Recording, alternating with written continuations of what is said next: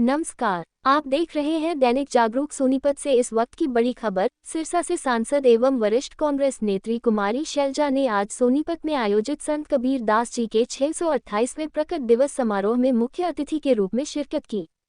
समारोह में श्रद्धांजलि अर्पित करते हुए उन्होंने कहा कि संत कबीर सिर्फ किसी एक समाज के नहीं, बल्कि पूरे समाज के पथ प्रदर्शक हैं। उन्होंने अपने कर्मों और विचारों से समाज को जोड़ने का कार्य किया है। कार्यक्रम के बाद पत्रकारों से बात करते हुए कुमारी शैलजा ने बीजेपी पर तीखा हमला बोला। उन्होंने कहा कि भाजपा सरकार ने अपने वादों को निभाने में पूरी तरह विफल रही है। अब न उनके पास बहुमत है और न ही कोई नीति। सरकार लगातार नए मुद्दों से जनता का ध्यान भटका रही है। कुमारी शैलजा ने देश में बढ़ती बेरोजगारी, नशे की लत और सरकारी तंत्र की बदहाली पर चिंता जाहिर की। उन्होंने आरोप लगाया कि सरकारी संस्थाएं बंद हो रही हैं। शिक्षा और स्वास्थ्य जैसे बुनियादी क्षेत्रों में हजारों पद। नेता है, मेरी प्रतिक्रिया क्या है?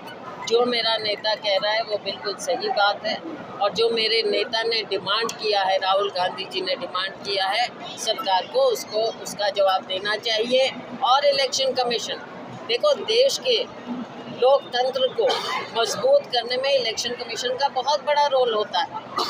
वो अपनी जिम्मेवारी से पीछे क्यों हटते हैं? हर चीज़ में पारदर्शिता होना चाहिए। क्यों वो पीछे हट रहे हैं? क्यों नहीं इन बातों को सामने ला रहे हैं? जो राहुल गांधी जी उनसे डेटा जो मांग रहे हैं, ये उनको देना चाहिए। कुछ कांग्रेस के नेता आपके साथ दिखाई नहीं दे रहे। कोई बात नहीं हुई, पार्टी प्रोग्राम थोड़ा ही है। देखो ये चीज़ तो है, मैं तो पहले एज प्रेसिडेंट भी आई हूँ आपके बीच में, जब पीसीसी प्रेसिडेंट तब भी था। अब है कुछ लोगों की अलग मानसिकता है, उसको आप कुछ नहीं कर सकते, वो कोई बात नहीं। हमारा काम है और राहुल जी ने अब कह दिया है कि हमने पार्टी को मजबूत करना है। जिसने पार्टी को मजबूत करना है वो आगे बढ़े और जिसने केवल स्वार्थ की राजनीति करनी है वो बैठ जाएंगे। संगठन कब तक बनकर तैयार है, वो हो जाएगा? कुलदीप शर्मा ये कहते हुए नजर आ रहे हैं कि जो आगे बढ़ेगा जो सीबीआई से जो नहीं डरेगा वो संगठन में होगा। देखो ये तो एक बात है, सब मानते हैं कि ये भारतीय जनता पार्टी की जो सरकार है, ये सीबीआई, ईडी, अपनी सेंट्रल एजेंसीज का किस तरह से दुरुपयोग कर रहे हैं, ये सबके सामने। अगर इनके सामने कोई भी मुंह खोलता है, चाहे विपक्ष का कोई नेता या प्रेस के कोई लोग, मीडिया के कोई लोग हो, फट उनके ऊपर केस दर्ज हो जाता है।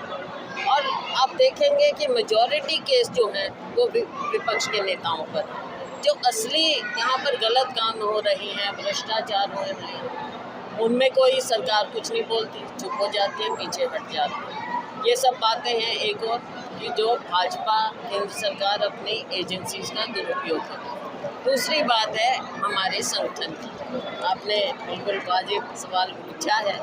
संगठन की कमी रही है, मैंने खुद इस बात को कई बार माना है कि संगठन का अभाव रहा, चाहे मेरा समय हो चाहे अब हो।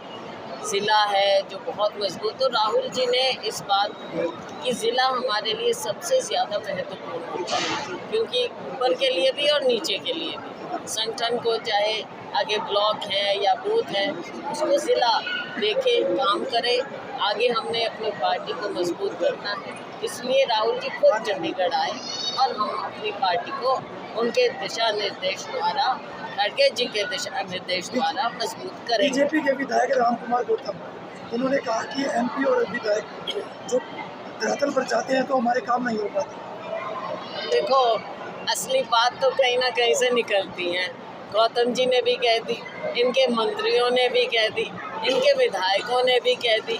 तो ये बातें तो जग जाहिर हैं, क्योंकि अफसरशाही इतनी ज़्यादा हावी। कई बार लगता है कि मुख्यमंत्री जी की भी कोई बात मानता है कि नहीं मानता है, तो कौन चला रहा है? ये इंजन है कहाँ, पता तो चले। ड्राइवर कौन है, इंजन कहाँ है?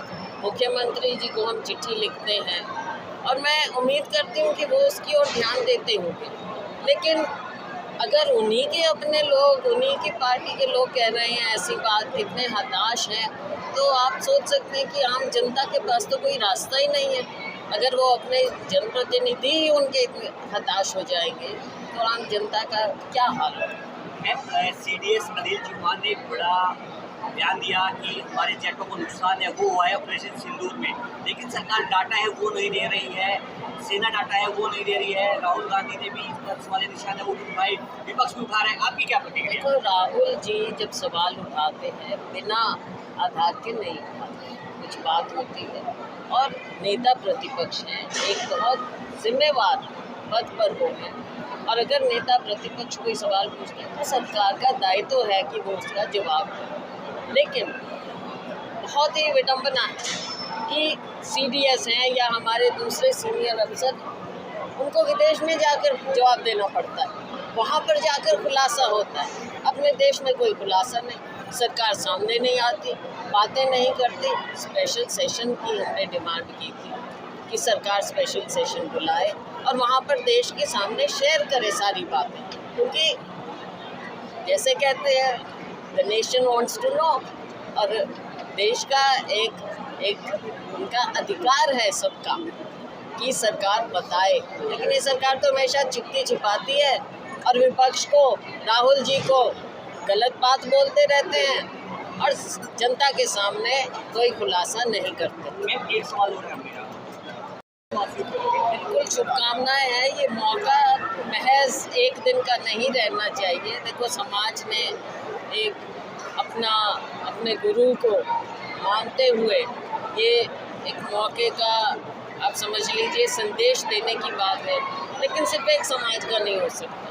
और ये हमें बार बार याद रखना चाहिए कि ये 36 बिरादरी का होता है, सबके लिए होता है। ऐसे ये लोग जैसे संत कबीर हैं, चाहे भगवान वाल्मीकि हैं, चाहे गुरु रविदास जी हैं, लेकिन आज हम संत कबीर जी को यहाँ उनके प्रकट दिवस को मना रहे हैं, तो ये महान पुरुष ऐसे ही नहीं हो गए।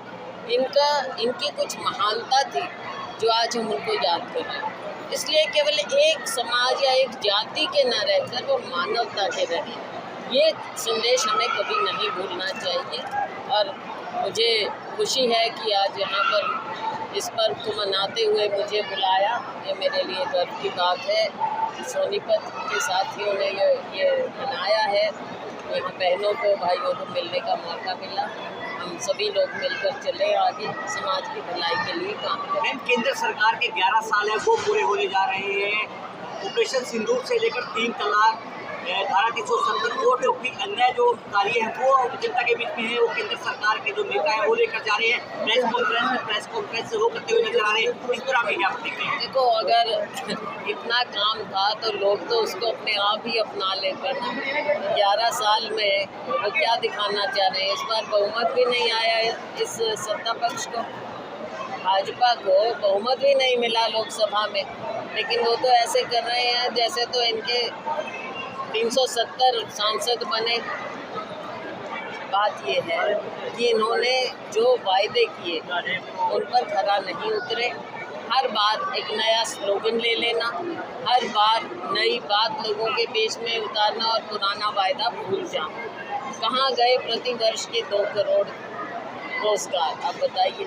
हम जहाँ पर बैठे हैं NCR में हैं, सोनीपत में हैं, और मैं तो पूरे हरियाणा की बात करूँगी, चाहे हमारा दूर दराज का सिरसा, चाहे महेंद्रगढ़, चाहे कालका, पूरे हरियाणा में आज बेरोजगारी से हमारा युवा त्रस्त है। आप देखते हैं कि कैसे रास्तों से विदेश में जाते हैं, वहाँ क्या बदहाली होती है। अभी आपने देखा कि एक युवक के साथ क्या बर्ताव हुआ।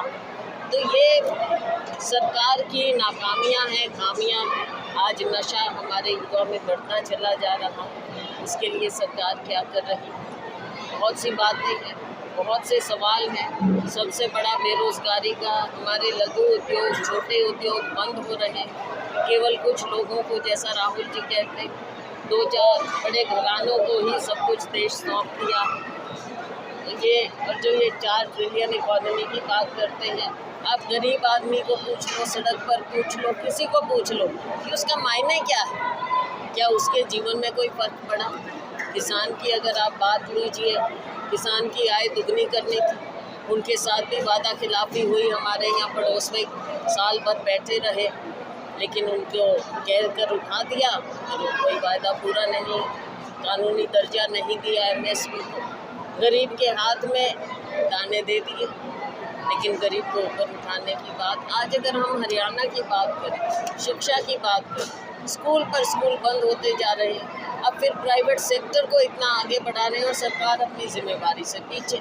चाहे स्वास्थ्य की बात हो, चाहे शिक्षा की बात हो, कितने पद रिक्त पड़े हैं, लेकिन उनको भरने की बात। जगह होगी लाखों की, करेंगे कुछ 100,000, उसमें भी धांधली पर धांधली, पेपर लीक हो जाते हैं। बहुत लंबी दास्तान है। तो 11 साल केंद्र सरकार किस बात के बना रही और डबल इंजन कहाँ गया? आज के दिन हरियाणा भी और पूरा देश त्रस्त है। राहुल गांधी चंडीगढ़ पहुंचे थे,